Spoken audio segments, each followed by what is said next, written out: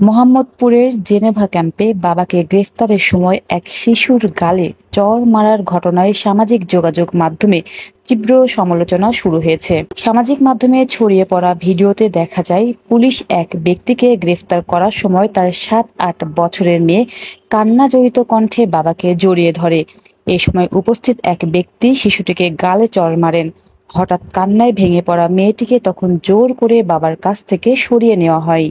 ভিডিওটি ছড়িয়ে পড়ার পর অনেকে সামাজিক মাধ্যমে ক্ষোভ প্রকাশ করেন। এক ব্যবহারকারী লেখেন, একটি শিশুর সঙ্গে এমন আচরণ মানবিকতার পরিপন্থী।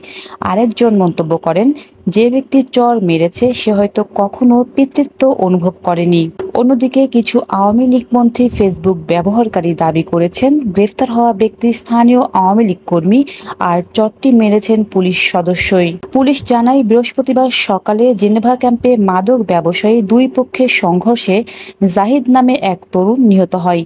এই ঘটনায় রাতে অভিযান চালিয়ে কয়েকজনকে গ্রেফতার করা হয়। নিহত জাহিদের হত্যা মামলায় সন্দেহভাজন হিসেবে রুস্তম নামে একজনকে আটক করা হয়। ভিডিওটিতে দেখা শিশুটি তার মেয়ে। বিষয়টি নিয়ে তেজগাঁও বিভাগের সহকারী উপ-কমিশনার জুয়েল রানা বলেন, ভিডিওটি আমাদের নজরে এসেছে। গ্রেপ্তারের সময় শিশুটি বাবার কাছে ছুটে যায়, তখন কেউ তাকে চড় মারে। আমরা বিষয়টি গুরুত্বের সঙ্গে তদন্ত করছি।